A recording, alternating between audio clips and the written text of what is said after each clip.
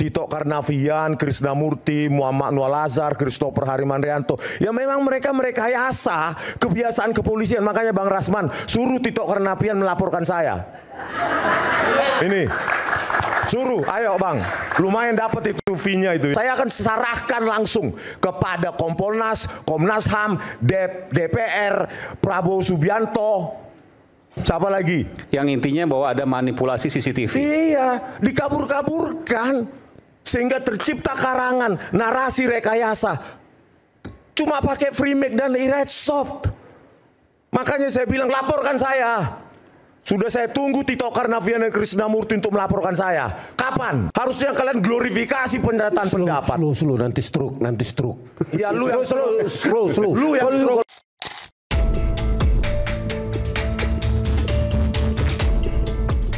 Delapan tersangka kasus tudingan ijazah palsu yang dilaporkan Presiden ke-7 Joko Widodo terbagi ke dalam 2 klaster. Hal ini diungkap Kapolda Metro Jaya, Inspektur Jenderal Polisi Asep Edi Suheri.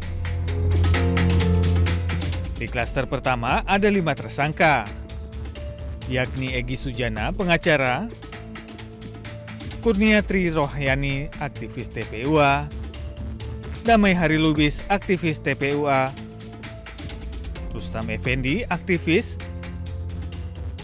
dan Muhammad Rizal Fadila, aktivis TPUA. Para tersangka dijerat pasal berlapis dengan ancaman penjara 6 tahun atau denda 1 miliar rupiah.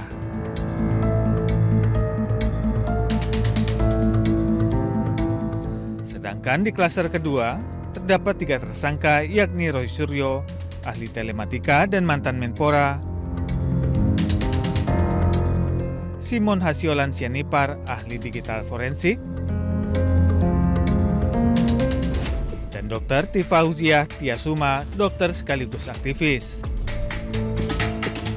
Ketiga tersangka dijerat pasal berlapis dengan ancaman penjara 6 tahun atau denda 1 miliar rupiah.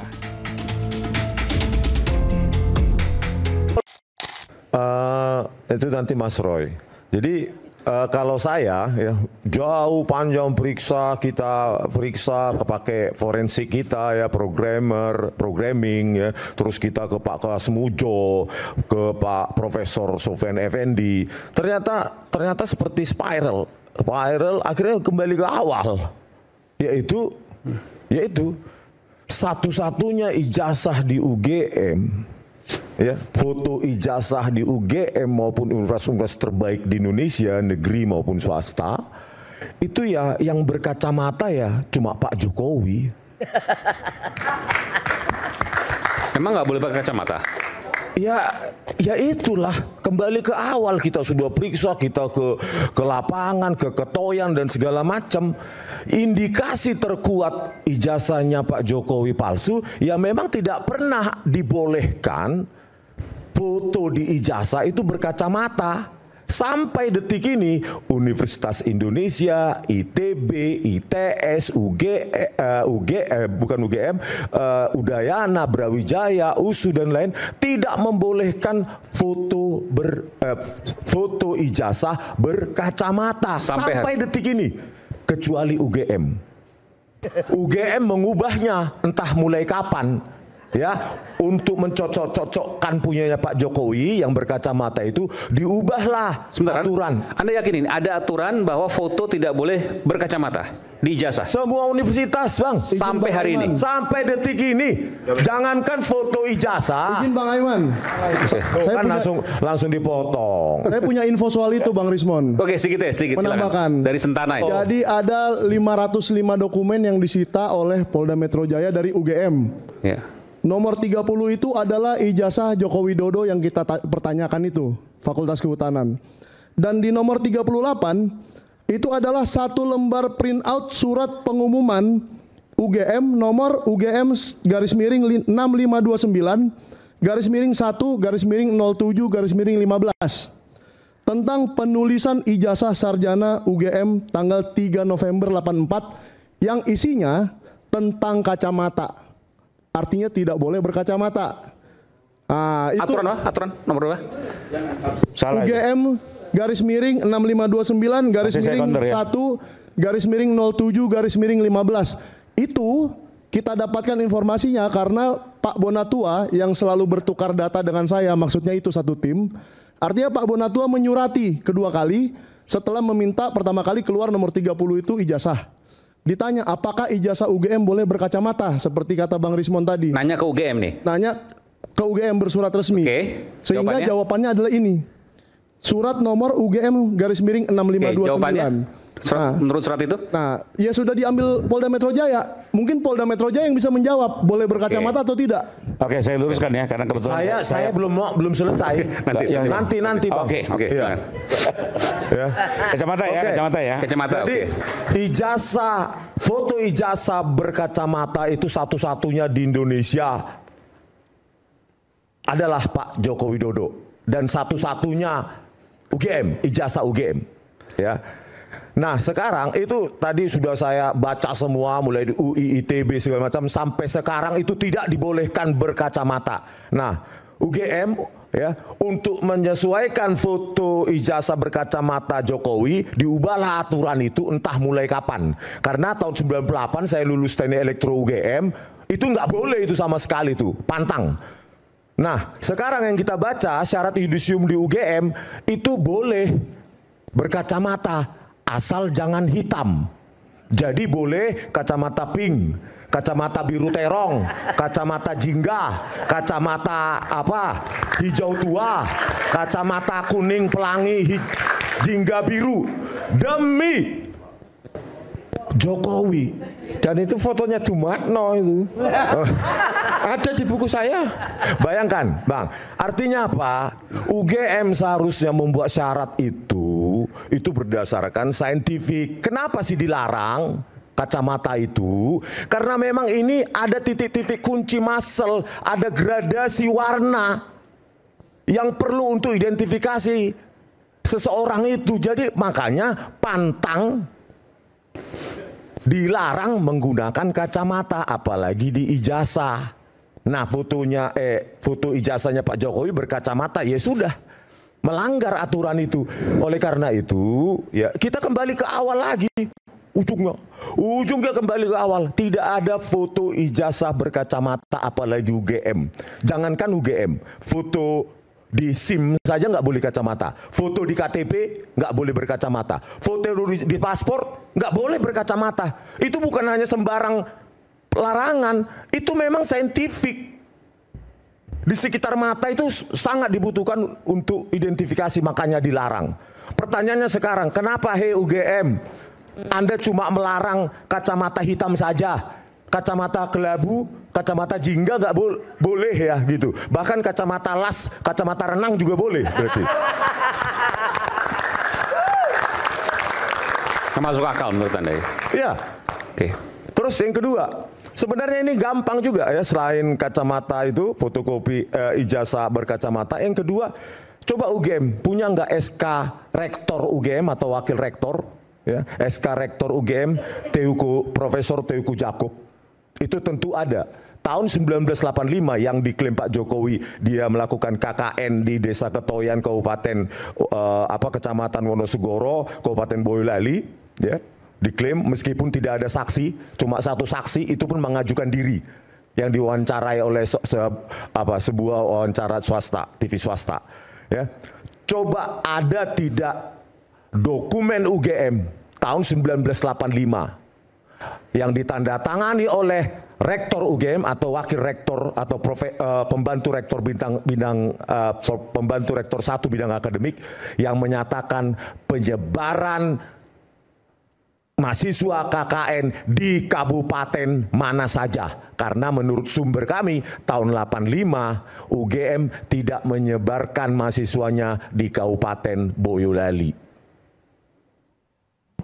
Kalau KKN-nya fiktif, ijazahnya foto ijazahnya berkacamata, skripsinya tanpa tanda tangan penguji skripsi, Times New Roman, tulisannya Times New Roman dan diklaim oleh Dirtipidum itu produk dari handpress dan letterpress. Hei publik, ya itulah.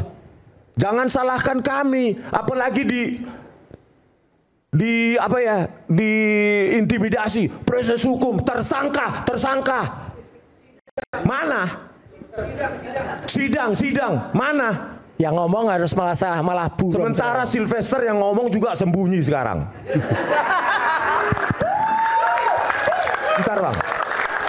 Coba ditampilkan. Kenapa kami ragu kepada laboratorium forensik Polri? Coba yang di flash di saya. Ya, saya nggak mau personal.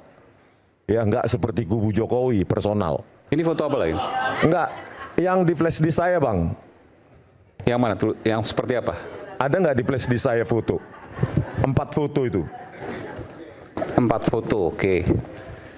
Kenapa saya ragu menyaksikan? Ya karena memang saya punya pengalaman dengan kepolisian. Khususnya pada polisi-polisi bobrok seperti Tito Karnavian. Ini sebelumnya yang nomor 1. Tito Karnavian, Krisnamurti, Muhammad Anwar Lazar, Christopher Harimanrianto. Ya memang mereka rekayasa kebiasaan kepolisian. Makanya Bang Rasman suruh Tito Karnavian melaporkan saya. Ini. Suruh, ayo Bang. Lumayan dapat itu fee-nya itu ya kan. Nah ini itu mantan Kapolri, pelaku rekayasa ini. Pak Prabowo Subianto, Tito Karnavian, Krisnamurti, Muhammad Anwar Lazar, Christopher Harimanrianto. Yang mereka pakai cuma ini, Red Soft sama Freemake. Coba, bagaimana saya bisa percaya hasil forensik Polri terkait ijazah Jokowi? Ini maksud terkait kasus Jessica Wongso, kopi sianida. Mereka merekayasa. Makanya Bang Rasman suruh Krisnamurti, Tito Karnavian melaporkan saya. Pencemaran nama baik atau apa, terserah. Freemake, Red Soft. Di sidang PK, dia bilang ini ahlinya ini menipu juga hakim. Metadata salah ketik. Metadata itu nggak diketik, tapi salah ketik. Metadata itu screenshot, tapi salah ketik. Ribuan frame hilang dari CCTV 17, 50 frame hilang dari video CCTV 7, 100 frame hilang dari video CCTV 9, dibilang semua salah ketik. Dan mereka cuma pakai ini, Red Soft. Tito Karnavian jadi apa? Jadi Kapolri. Dan dia sekarang menerima karmanya. Sekarang gelar perkara khusus kode etik, menjelungkuhi Kompol Anggraini Putri. Sekarang etik berat, dia sedang menuai karmanya. Oke, tapi kita nggak fair kalau nggak ada orang ya. Jadi kita next. Biar tahu Pak Prabowo, ini akan saya kasih buku ini untuk Anda. Pak Prabowo Subianto, pelanggaran HAM, 20 tahun di penjara, divonis 8 tahun penjara. Kemana kalian, hai pengacara? Kemana kalian? Lanjut berikutnya. Nah ini isinya semua buku saya. Semua ini saya terangkan semua. Saya terangkan ini. Ini soal kasus Jessica semua nih? Iya, saya akan serahkan langsung kepada Kompolnas, Komnas HAM, DPR, Prabowo Subianto. Siapa lagi? Yang intinya bahwa ada manipulasi CCTV. Iya, dikabur-kaburkan. Sehingga tercipta karangan, narasi rekayasa. Cuma pakai Freemake dan Red Soft. Makanya saya bilang laporkan saya. Sudah saya tunggu Tito Karnavian dan Krisnamurti untuk melaporkan saya. Kapan? Oke. Lanjut.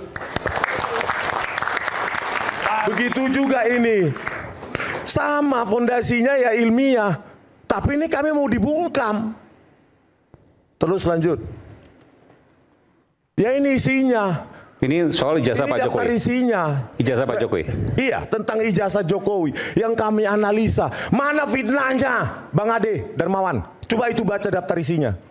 Mana fitnahnya? Anda buat semua ini penelitian Anda sendiri? Iya, penelitian. Dan ini metodenya metode sederhana. Hampir 1000 halaman ini ya? Sekitar 700-an. Oke. Nah ini, mana yang kami lakukan kan cuma memenuhi rasa ingin tahu kami, nggak boleh ya? Mana fitnahnya ini coba? Mulai bab 1 sampai bab 11.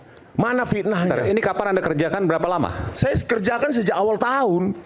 Kalau punyanya tadi yang Jessica Wongso itu saya kumpulkan sejak 2 tahun lalu. Anda waktu itu ahli kan waktu itu? Iya, 2 tahun lalu saya kumpulkan. Ya.